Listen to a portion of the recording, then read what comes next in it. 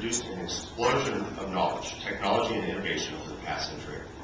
Which leads me to point number 3. Capitalism has blessed the world. It must be emphasized that capitalism is more than just a system based on biblical principles, comprised of win-win transactions. The free market has unleashed economic growth and global prosperity in a way never before seen in human history. In short, this biblically inspired system is a blessing to the world. Looking back across the millennia, the history of the world is one of economic stagnation. Before capitalism, economic growth and rising standards of living were not the norm. Angus Madison, professor emeritus at the University of Groningen in the Netherlands, has estimated the world's historic economic output. Before capitalism, in the 5 centuries between AD 1000 and AD 1500, the world economy took 500 years to double. 500 years to double. But as capitalism began to spread in Europe during the 19th century, the world economy nearly tripled in just 80 years. So we've gone from 500 years to double to tripling in 80 years. And that growth further accelerated as capitalism continued to spread around the globe during the 20th century. During that period, during those 100 years, the world economy grew by 17 times. Now, we've certainly been blessed with the prosperity from capitalism here in the United States.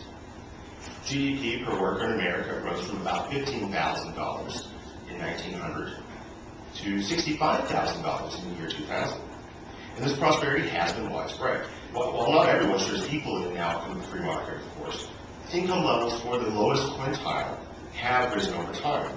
And poor households in a capitalist country like ours have done very well by historical standards.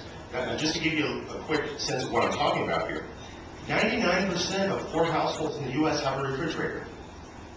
97% have a color TV, and 63% have cable. These are poor households. 73% have a car, and 31% have 2 or more cars. So putting it into perspective, capitalism really has blessed people up and down the socioeconomic spectrum. But it's not just here in America that we see the blessings of capitalism.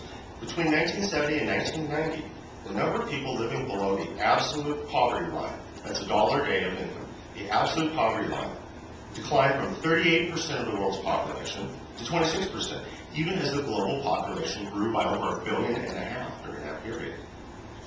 If anything, what's keeping certain parts of the world poor is too little capitalism.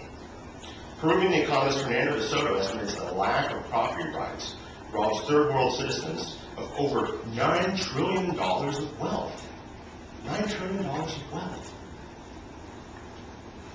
The growth of income caused by capitalism has blessed the world by creating a rising standard of living and, as a result, increased life expectancy.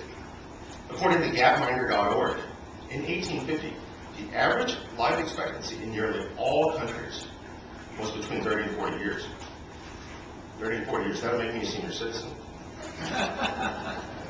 Today, most countries have life expectancy between 65 and 80 years. To summarize, capitalism has introduced widespread economic growth. It has lifted billions of people out of poverty. It's fed the hungry. It's created new technologies. It's lengthened people's lives. Capitalism has blessed the world.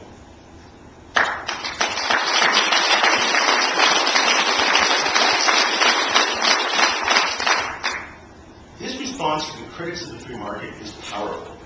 While no one should claim that capitalism is perfect, no human institution is perfect. It is the best economic system available to man. The free market is based on biblical principles, it runs on win-win transactions, and it has improved the plight of people all around the world. The same cannot be said of centralized economies. Call it communism, socialism, whatever you like. The results of experiments in economic centralization are always the same. Stagnation, suffering, quite often massive debt. The Black Book of Communism, published by Harvard University Press, estimates that nearly 100 million citizens of communist countries were killed by their own governments in the 20th century. 100 million lives snuffed out by an economic system that puts massive power into the hands of elites. The Bible says that humanity is fallen and sinful. So it's no wonder that a system that centralizes power results in tragedy. Capitalism disperses power. It uses a decentralized marketplace. It protects property rights and allows humans who are made in the image of their creator to be creative. Socialism brings calamity, but capitalism promotes flourishing. So let's make this case to our fellow Americans.